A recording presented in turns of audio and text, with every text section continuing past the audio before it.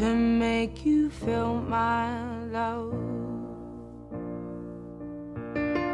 When the evening shadows and the stars appear, and there is no one there to dry your tears, and I could hold you for a million years to make you feel my love.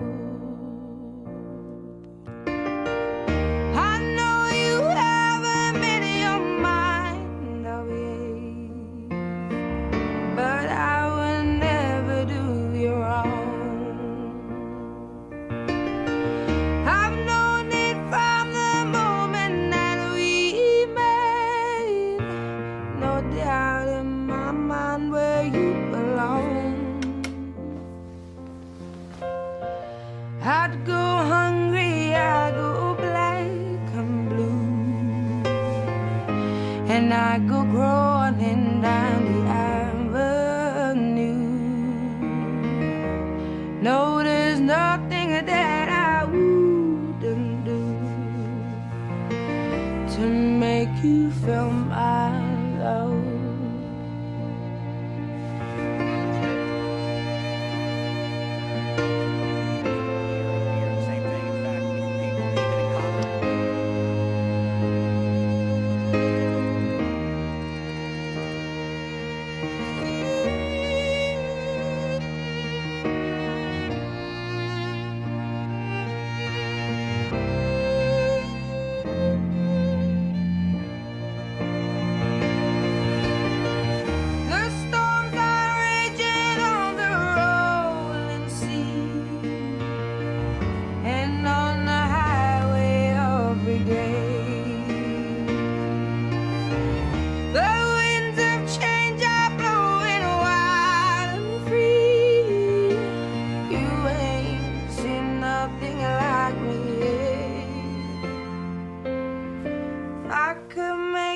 Happy, make your dreams come true. Nothing that I wouldn't do. Go to the ends of the earth for you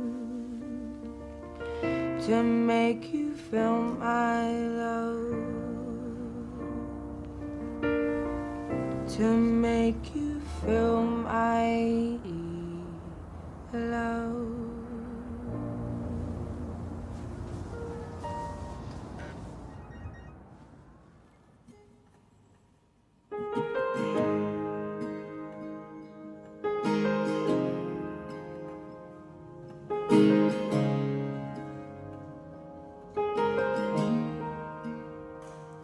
I wish that heaven were visiting ours, so I could just show up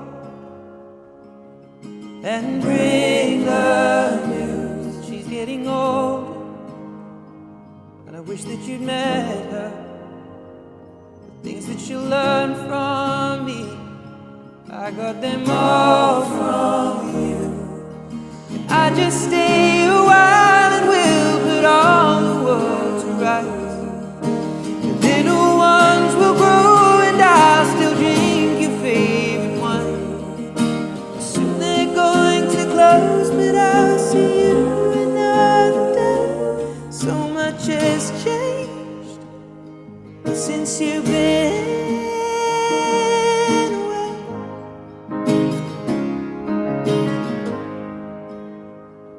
Well, I wish that heaven were visiting ours, so I could just swing by and ask your advice. What would you do in my situation?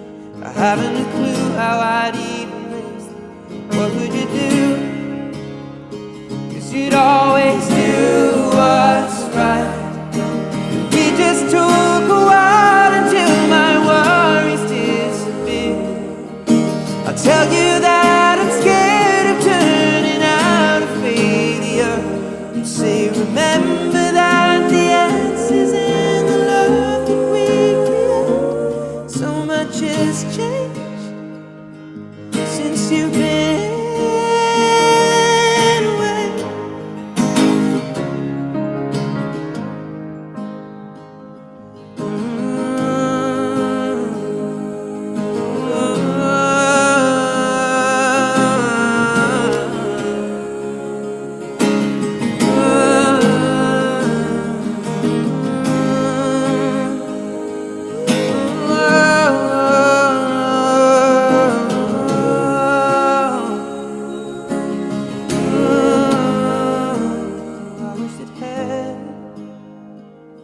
Visiting hours, and I would ask them if I could take you home. But I know what they say, that it's for the best. So I will live life the way you taught me and make it on my own. Well, I will close the door and I will open up my heart. Everyone I love will know exactly who you are. 'Cause this is not goodbye, it is just till we meet again. So much has changed since you've been away.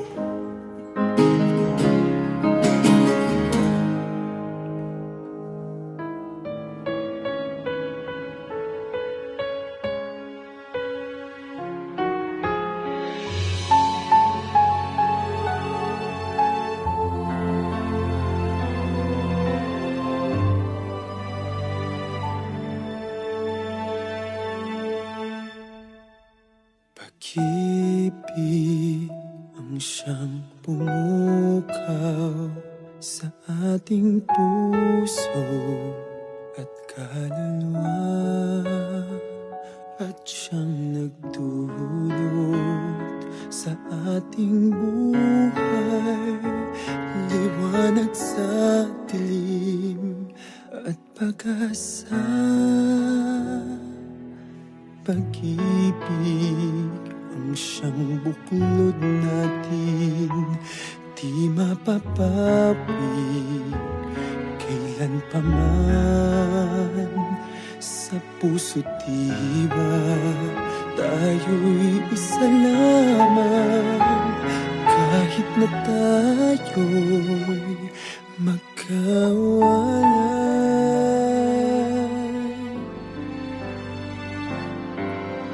Pagkat ang Diyos natin, Diyos ng pag-ibig, magmahalan tayo't magtulungan.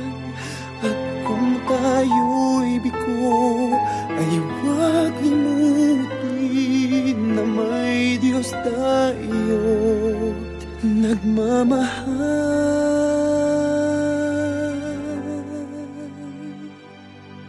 Sikapin sa ating pagtungo, ipamalitan sa buong mundo. Pag-ibig ng Diyos na siyang sumakop sa bawat pusong uhaw sa pagsuyo.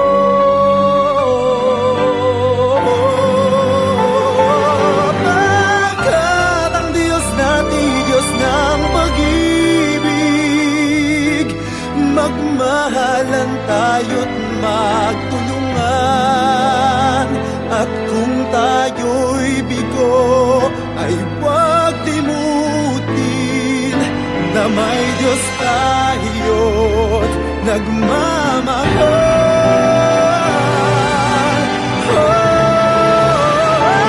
Pagkat ang Diyos natin, Diyos ng pag-ibig, magmahalan tayo't magtulungan.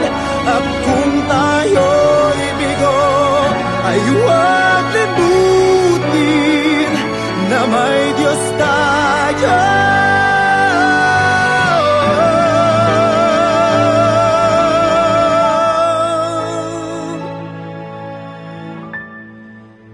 Nagmamahal.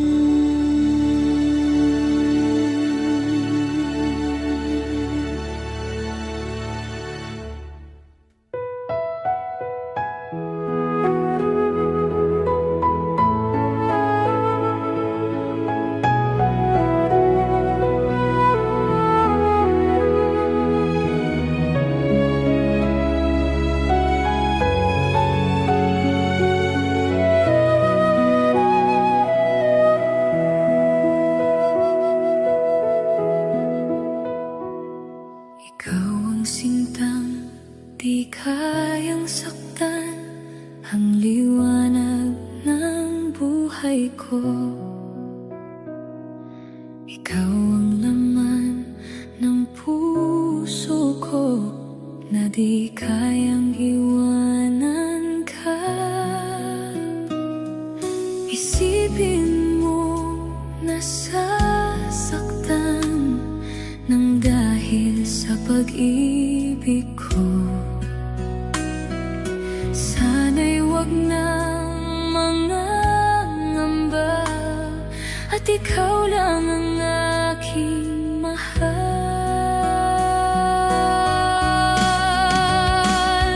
Handa man yan na malimutan ko mga alaala.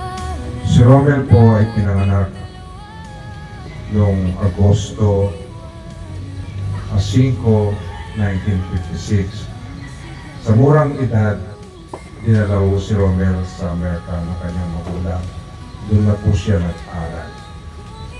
Pagkatapos po siyang mag-aral, pumasok po sa US Marine Corps. Nagsundalo po siya. Hindi po naging mahirap ang trabaho niya. Isa po siyang aircraft mechanic. Siya po ay nasa gera sa mahabang panahon. Sa 4 na taon yata siya nag-servisyo. Nung nagsawa na po siya siguro sa kakagera, sa putukan, nag-desisyon siya na umiwalay na sa military at mamukay ng civilian na payapa kasama ang kanyang mahal sa buhay, mga kapatid, at ang kanyang magulang. Mga ilang araw lang pagkatapos niyang nagretiro, umuwi sa bahay ng nanay niya para makapiling ang kanyang mahal sa buhay. Pagkatapos ng mga ilang buwan, dahil sa kanyang katapangan at magiting na sundalo, pinarangal siya ng US Marine Corps. Binigyan siya ng mga award. Pagkatapos nagtrabaho na siya, kinuha siya ng naval, mga US Navy for so long. Naging maganda rin ang trabaho niya bilang aircraft mechanic. Sa mahabang panahon, nagretiro na naman siya at nagpasya na bumalik dito sa Pilipinas para masubukan kung anong buhay sa Pilipinas. Nakita ko sa kanyang mukha, nung nakita kami dito, mukha siyang masaya kasi nagkilala sila ni Elsie. Nagkaroon sila ng 5 magaganda, gwapo at mabait na bata. Sa kalaunan po ng pagsasama na sila, ito po siya ay nagkasakit, kaya po natuluyan na siya nagpaalam. Ngayon po, sana patulungan natin siya, ipagdasal natin siya na manahimik kanyang kaluluwa. Huwag po kayong maging malungkot. Si Romel po, ang naging buhay niya ay masaya. He lives his life to the fullest. Masaya siyang tao. Ngayon po, meron siyang kapatid na nagbigay ng mensahe at ibahagi ko sa inyo. Basahin ko po. Ito pong mensahe ng kapatid niyang babae kaysa isang babae. Para ho sa nagmahal kay Romel, minahal ni Romel, mga kaibigan ni Romel, at ang mga kamag-anak ni Romel.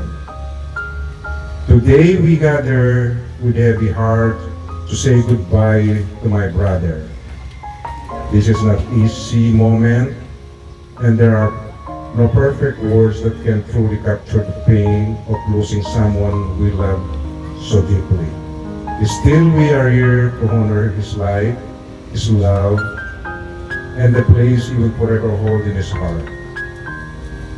My brother was more than a sibling to me. He was a part of my life from the very beginning. Someone who shared my childhood, my memories, my laughter, and even my struggles. He knew me in ways few other ever could. And that bond is something that can never take away.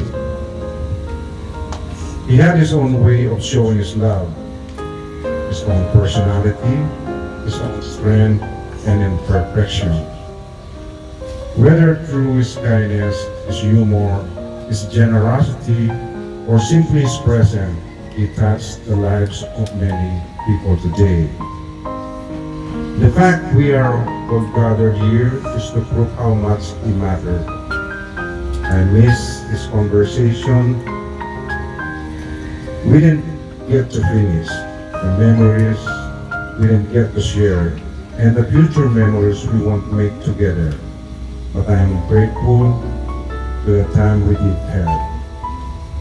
With the love we shared, the lesson he taught to me, and the memories that will stay with me forever.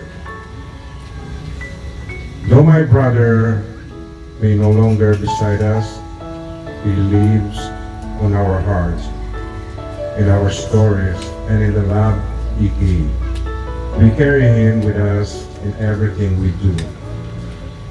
His life mattered, his love mattered, and he will never forget it. Rest in peace, my brother. You are loved beyond words, and you will always be a part of me. Masasayang mga araw na kasama kita.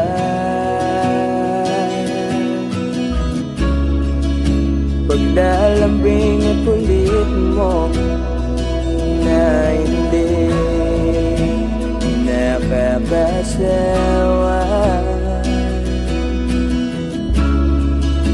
Punong-puno ng ligaya ang ating pagsasama,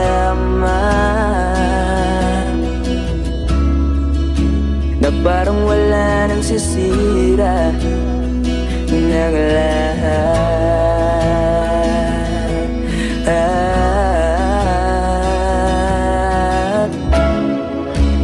Bakit ba dumating ang oras na ito?